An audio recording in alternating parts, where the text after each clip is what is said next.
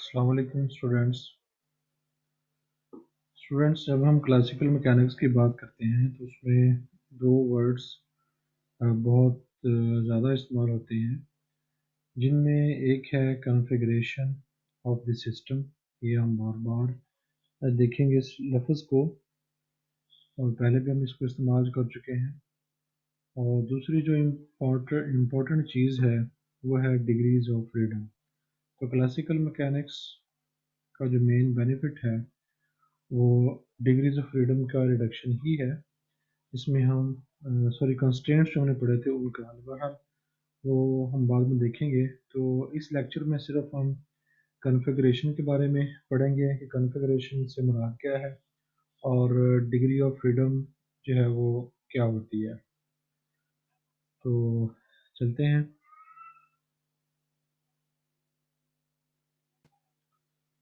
Student, सबसे पहले हम कॉन्फ़िगरेशन की बात करते हैं। तो कॉन्फ़िगरेशन से मुराद क्या है ये हम पहले भी एक लेक्चर के अंदर थोड़ा सा इसके बारे में बात कर चुके हैं। तो आज हम इन डिटेल जो है इसकी बात करेंगे। तो इसको समझने के लिए हम फर्ज कर लेते हैं कि हमारे पास एक मैनी पार्टिकल सिस्टम है। वी हैव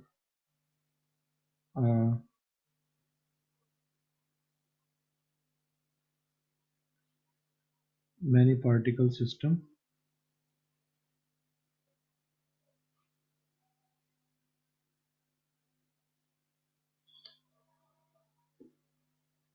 और उसको हम डेजिग्नेट कर देते हैं कि हमारे पास पार्टिकल, ये P स्टैंड्स फॉर पार्टिकल ना हो, P1 first particle, P2 second particle, P3 fourth third particle and so on.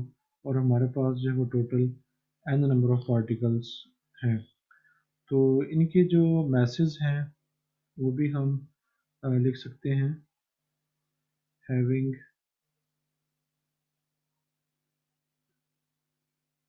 Message M1, M2, M3 and so on up to Mn respectively।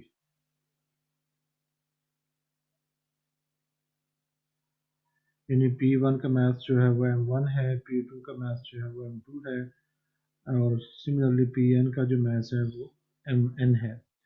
तो क्लासिकल मैकेनिक्स में हम इस particle many particle system जो representation है इसको इस तरह सारा लिखने के बजाय हम इसको एक सिंपल नोटेशन से लिखते हैं। ये फर्ज कर लेंगे पी आई है और इसको हम एक ब्रैकेट की सूरत में लिखेंगे, तो पूरे का पूरा सिस्टम जो है हम इस तरह उसको जो है वो रिप्रेजेंट कर सकते हैं। और इस जगह पे जो आई होगा वो जाहिर है कि हमारे टोटल नंबर ऑफ पार्टिकल्स को रिप्रेजेंट करेगा, यानी कि I index represents any number of particle, any number of particle in the many particle system, तो अप टू n। तो हम ये भी कह सकते हैं कि आई मे रेंज फ्रॉम 1 टू n। तो कोई भी ये जो है वो हो सकता है। इसी तरह जो पार्टिकल्स का मैस है उसको भी हम, पूरे सिस्टम के मैस को हम इस तरह जो है वो रिप्रेजेंट जो है वो कर सकते हैं कि हमारे जो पार्टिकल्स हैं उनका मैथ जो है वो इस तरह जो है वो शो किया जा सकता है। तो इस तरह हम एक, मतलब इस तरह लिखने के बजाय हम सिंपल इस तरह लिख देंगे, और इस चीज़ को लिखने की बजाय हम जो है वो इस तरह लिख देंगे। यानी कहने का मतलब ये है कि अगर हम इस चीज़ को इस्तेमाल करें तो हम जो प्रीवियस स्टेटमेंट है उसको हम कैसे लिखेंगे, वैसे लिखी जाएगी। We have system of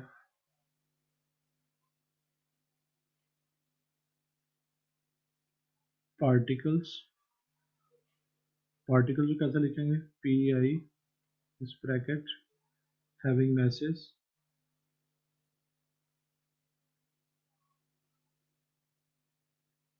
this. तो ये स्टेटमेंट यही है जो हमने यहाँ पे लिखी है, यानी कि इसकी बजाय जो है वो हमने ये लिख दिया है, और इस पूरे के बजाय हमने जो है वो ये लिख दिया है। तो एक ही बात है इससे।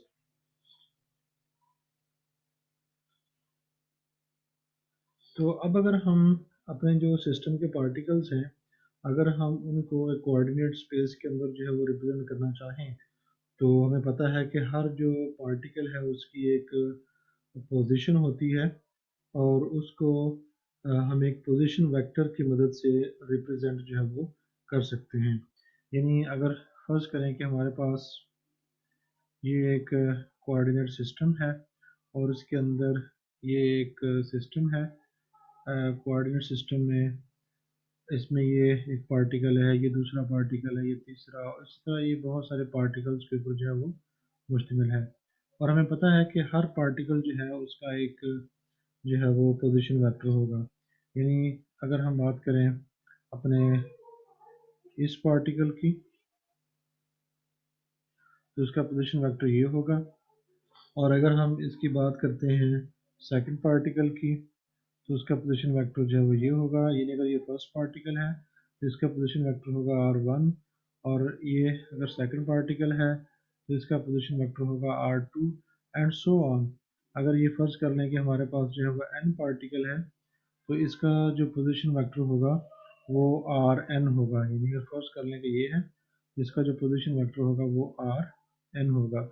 तो हम ये कह सकते हैं कि for many number of particle system, for many particle system having masses m, they have position vectors like this: r1, r2, r3, and so on up to rn। और इस पूरी चीज़ को जिस तरह हमने इनको लिखा है, इसको भी हम ऐसे जो है वो लिख सकते हैं आर आई। तो ये हो जाएगा हमारे पास। अब इसमें हमें जो चीज़ नज़र आ रही है वो ये है कि R1 जो है फर्स्ट पार्टिकल की पोजीशन को लोकेट कर रहा है, R2 जो है वो सेकंड पार्टिकल की पोजीशन को सिस्टम में लोकेट कर रहा है with respect to this origin, और इसी तरह R3 जो है थर्ड पार्टिकल की पोजीशन को सिस्टम के अंदर लोकेट कर रहा है। इसी तरह जो है ये, तो ये जो है ये इंडिविजुअल पार्टिकल की पोजीशन को जो है वो लोकेट कर रहे हैं। लेकिन अगर हम पूरे सिस्टम की बात करते हैं, तो it will be the set of all position vectors. जो हमें तमाम पोजीशन वेक्टर का जो है वो सेट है, ये हमें क्या बताएगा, पूरे सिस्टम के अंदर जो पोजीशन वेक्टर्स हैं उनके बारे में बताएगा। और आपको पता है कि जब हम सेट की बात करते हैं तो उसमें कोई भी वैल्यू जो है वो रिपीट नहीं होगी। इसका मतलब ये होगा कि इस सेट के अंदर each particle will have its own individual position vector.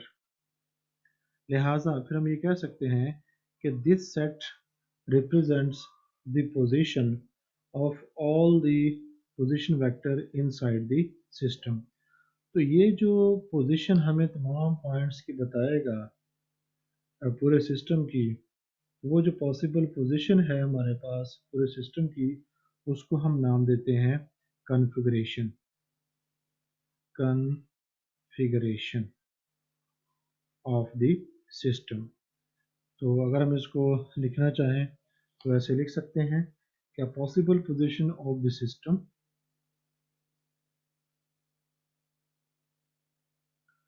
possible position of the system is called configuration। तो जिस स्पेस के अंदर ये कॉन्फ़िगरेशन ड्रॉ की जाती है उसको हम नाम देते हैं कॉन्फ़िगरेशनल स्पेस।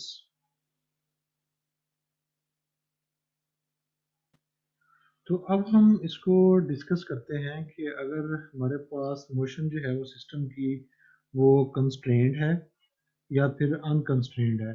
तो पहले हम अनकंस्ट्रेंड जो मोशन है उसको देखते हैं कि, तो उसमें फिर कॉन्फ़िगरेशन जो है वो उसको हम उसमें कॉन्फ़िगरेशन क्या होगी। तो पहले हम केस डिस्कस करते हैं जिसमें हम कहते हैं कि हमारा जो सिस्टम है वो अनकंस्ट्रेंड है, यानी उसके ऊपर किसी किस्म का जो हमने कंस्ट्रेंट जो है वो अप्लाई नहीं किया, उसके मोशन के ऊपर किसी किस्म का कंस्ट्रेंट जो है वो मौजूद नहीं है।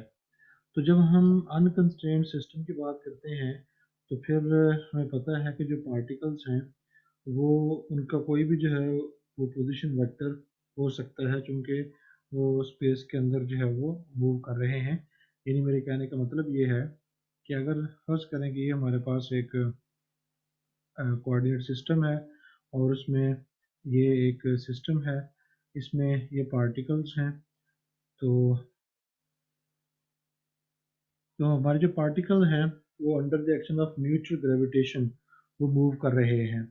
तो जितनी भी इसके अंदर पॉसिबल स्पेस है उन सब के करस्पॉन्डिंग जो पोजीशन वेक्टर का सेट होगा वो मुमकिन होगा। यानी अगर हम कहें कि हमारा ith पार्टिकल, सपोज हम इस पार्टिकल की बात कर लेते हैं, इस पार्टिकल की बात कर लेते हैं कि अगर हमारा particle at suppose at some time वो यहाँ पे है, तो ज़ाहिर उसका पोजीशन वेक्टर जो होगा वो यहाँ पे होगा। और अगर ये पॉइंट जो है वो यहाँ पे है तो इसका पोजीशन वेक्टर जो है वो यहाँ पे होगा। अगर ये पॉइंट यहाँ पे है तो इसका पोजीशन वेक्टर जो है वो यहाँ पे होगा। यानी जितने भी इस सिस्टम के अंदर पॉइंट्स पॉसिबल हैं उन सब के करस्पॉन्डिंग जो पोजीशन वेक्टर होंगे वो हमारा कोई भी पार्टिकल जो है वो अटेन कर सकता है। तो फिर हम ये कह सकते हैं कि if the system is unconstrained then each particle can take up any position in space। यानी मेरे कहने का मतलब ये है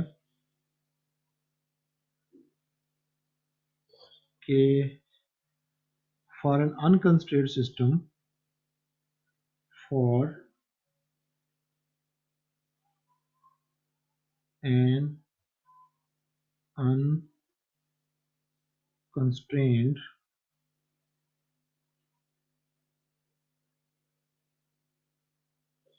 system, each particle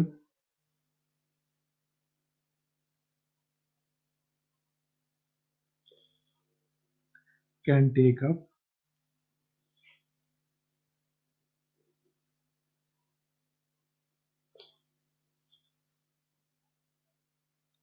any position in space। जैसे कि हमने तीन पॉसिबल पोजीशन जो है वो ली हैं, तो कोई भी पोजीशन जो है हमारा कोई भी पार्टिकल जो है वो ले सकता है इंडिपेंडेंट ऑफ अदर्स।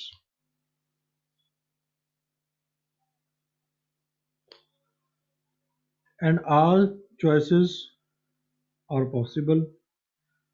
तो जितने भी जो हमारे पोजीशन वेक्टर बनेगा, जितने भी कॉन्फ़िगरेशन बनेगी, तो हर एक जो चॉइस है वो पॉसिबल है। तो this will be the case if the system of particles is moving freely under mutual gravitation।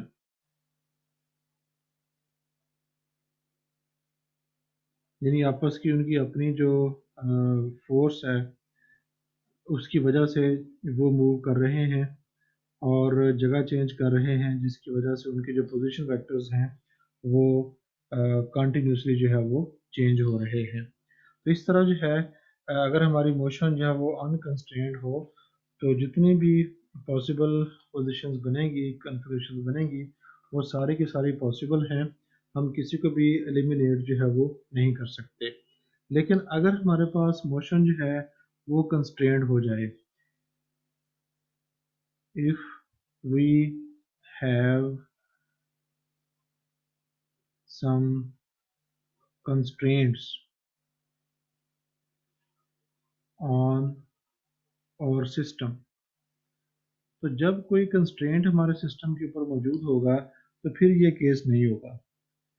फिर उसकी वजह से जो हमारी पॉसिबल पोजीशंस हैं, जो पॉसिबल कॉन्फ़िगरेशन है, वो रिड्यूस हो जाएगी इन टर्म्स ऑफ वेरिएबल्स। तो इसको हम एक एग्जांपल की मदद से जो है वो स्टडी कर सकते हैं। तो चलिए हम एक एग्जांपल की बात करते हैं जिसमें हम दो पार्टिकल लेते हैं। तो अब हम बात करने लगे हैं फॉर कंस्ट्रेंड सिस्टम। तो जो प्रीवियसली हमने बात की वो ये है कि अगर हमारा सिस्टम जो है कंस्ट्रेंड होगा then all choices of this are not possible। तो फिर जो होगा, जो रिस्ट्रिक्शन होगी, उस रिस्ट्रिक्शन की बुनियाद पे कुछ पॉइंट्स ऐसे होंगे जिनके पोजीशन वेक्टर जो है वो हम नहीं ले सकेंगे।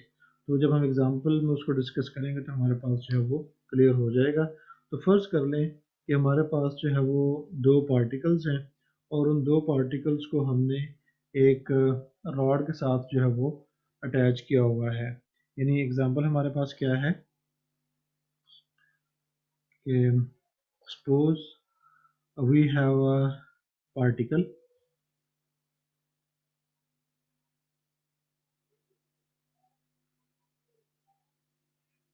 we have a two particle system।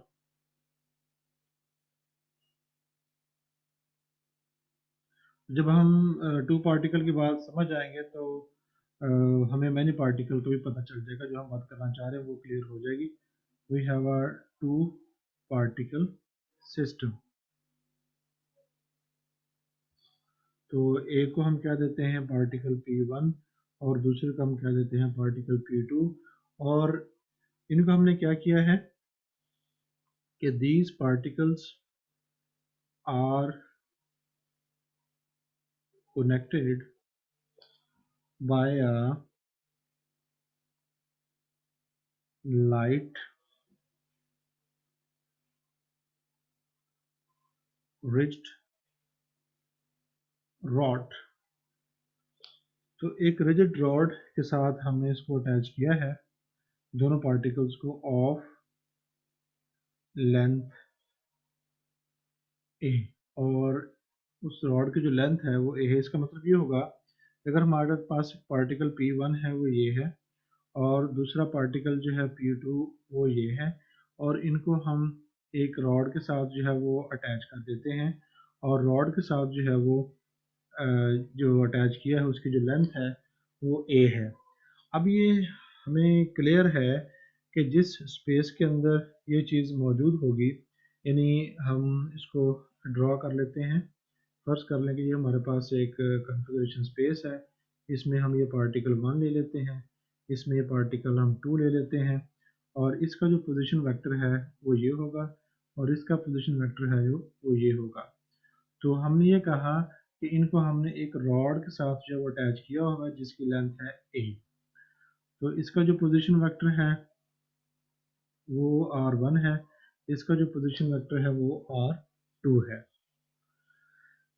तो अब जो हमारी स्पेस है, फर्ज कर लें कि ये जो है हमारी स्पेस है। अब इसके अंदर इस रॉड की लेंथ के अलावा जितने भी दूसरे पॉइंट्स होंगे हमारे पार्टिकल वो अटेन कर सकते हैं।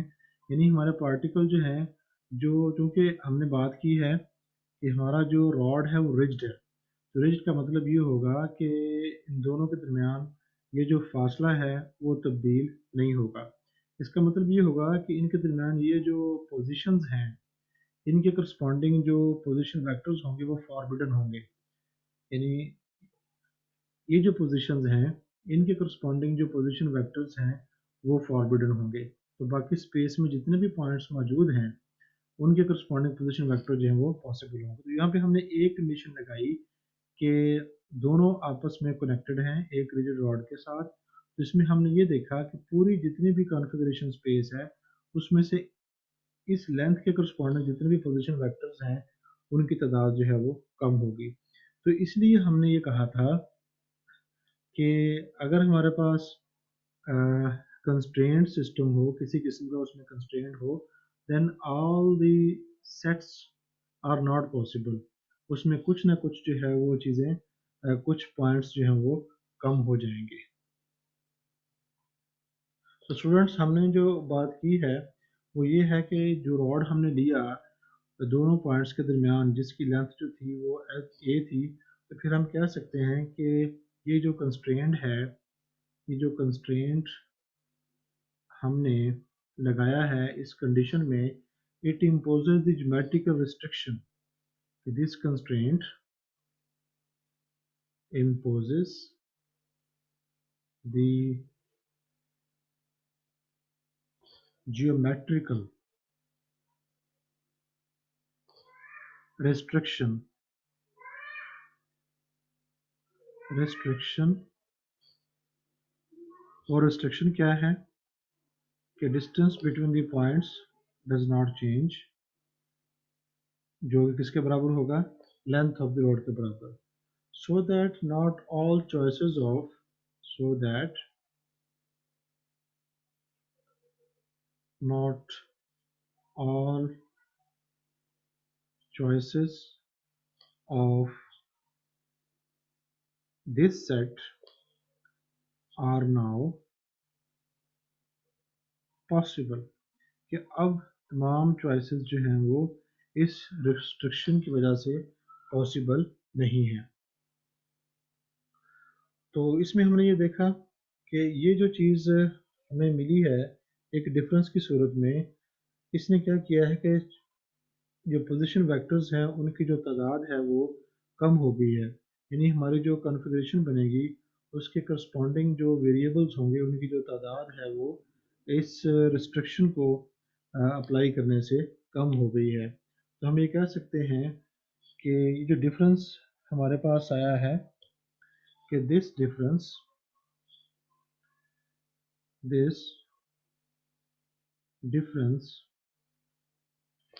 यानी ये जो डिफरेंस था R1 minus R2 equals to length of the rod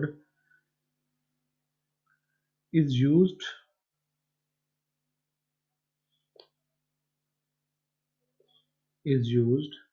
in the number of scalar variables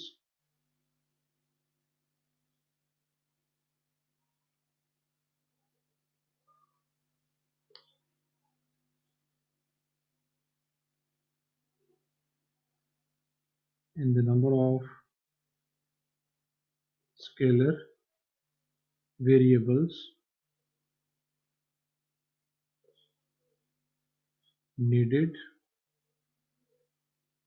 to specify the configuration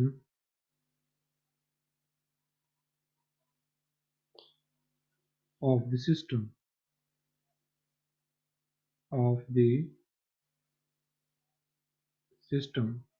and it will cause